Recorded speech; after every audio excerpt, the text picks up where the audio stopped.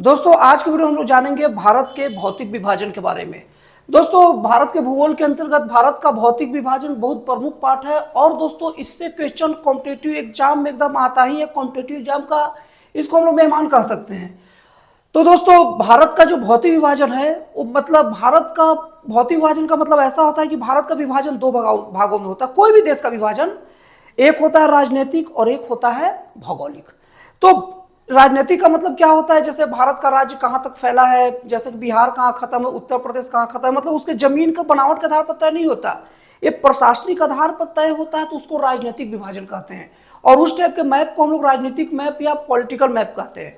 लेकिन दोस्तों जब भारत का ऐसा विभाजन जो पहाड़ पर्वत नदी प्राकृतिक साधनों के आधार पर हो तो उस टाइप के विभाजन को हम क्या बोलते हैं, भौतिक विभाजन।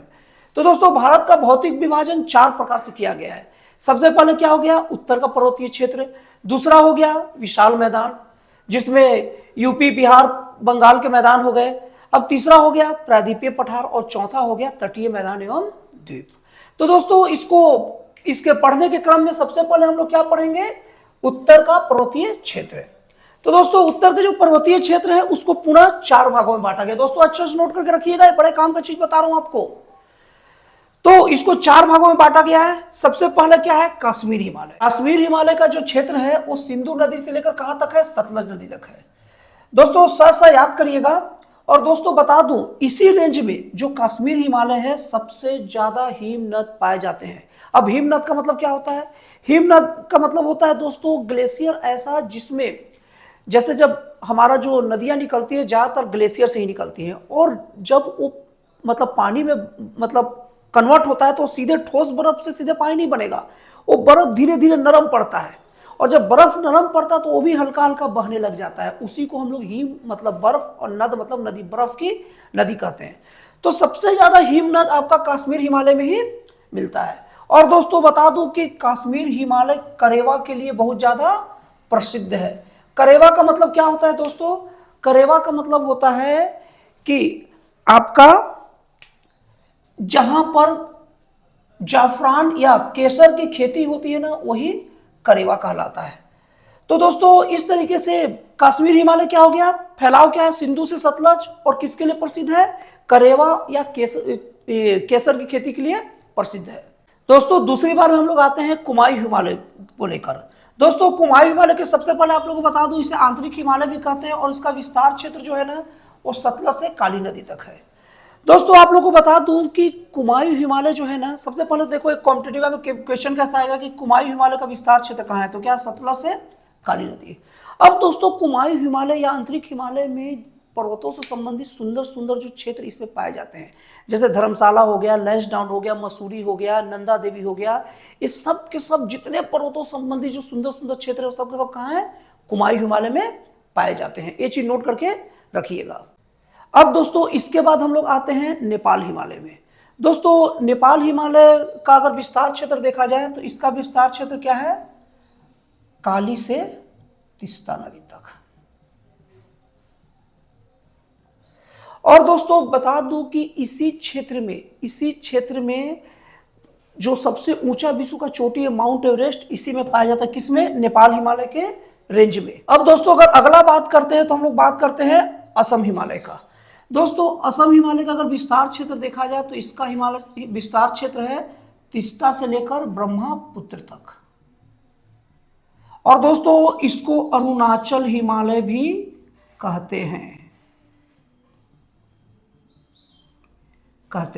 और दोस्तों अगर दोस्तों इसका विस्तार क्षेत्र देखेंगे तो इसका विस्तार क्षेत्र कहाँ है, भूटान, दार्जिलिंग, ठीक है, और असम तक इसका विस्तार क्षेत्र है। अब दोस्तों हम लोग बात करते हैं भारत के प्रमुख पर्वत श्रेणियों के बारे में जिससे क्वेश्चन अक्सर आते रहते हैं। दोस्तों इसके अंतर्गत पहला पर्वत श्रेणी है काराकोरम। दोस्तों इसकी खासियत आप लोगों को बता दूं कि काराकोरम पर्वत श्रेणी में विश्व का सबसे ऊंचा युद्ध क्षेत्र सियाचिन ग्लेशियर है, ठीक है दोस्तों।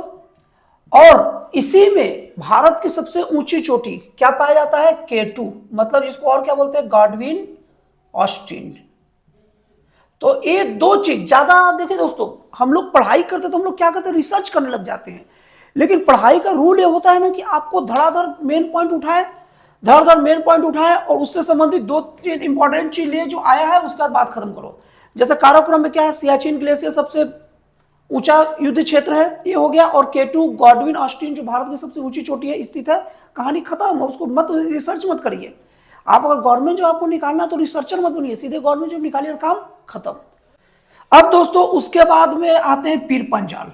दोस्तों पीर जो पंजाल है ना, वो जम्मू कश्मीर में विस्तृत है। और अगर इसका विस्तार देखेंगे तो ये झेलम और व्यास नदी के बीच में स्थित है। झेलम और व्यास नदी के बीच में स्थित है।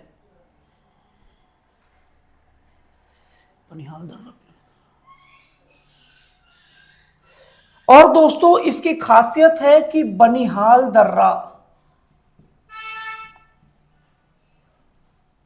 और काराकोरम दर्रा इसी में स्थित है। अब दोस्तों इसके बारे में और अगली खासियत क्या है, बनिहाल और पीर पंजाल, ये जो 2 दर्रे हैं ना, वो इसी में पाए जाते हैं। और दोस्तों जो बनिहाल दर्रा है ना, इसी में जवाहर सुरंग स्थित है। अब दोस्तों देखो कैसे धड़ाधड़ एकदम इससे काम का चीज निकालिए बस। पीर पंजाल में क्या है, कहां है, जम्मू कश्मीर। स्थिति क्या है, झेलम व्यास नदी के बीच में। प्रमुख दर्रे कौन से हैं, बनिहाल, पीर पंजाल। और इसका और अच्छा चीज क्या, और जरूरी चीज क्या है, जवाहर सुरंग स्थित है जो कि बनिहाल दर्रे में से बना है। बस काम खत्म, इससे इसको पढ़ने की जरूरत नहीं है, हो गया। अब दोस्तों हम लोग देखते हैं जास्कर श्रेणी। तो दोस्तों जास्कर जो श्रेणी है ना, वो कश्मीर घाटी को सिंधु घाटी से अलग करती है। इसकी सबसे पहली चीज क्या है, कश्मीर घाटी को सिंधु घाटी से अलग करता है। और दोस्तों पीर पंजाल जो घाटी है ना, वो कश्मीर को जास्कर से अलग करती है। और दोस्तों एक चीज और आपको बता दूं, जो उत्तर पश्चिम जो हिमालय है ना, उसको भी जास्कर के नाम से जाना जाता है। अब दोस्तों हो गया काम इसका। जास्कर में क्या है, कश्मीर को सिंधु घाटी से अलग करती है।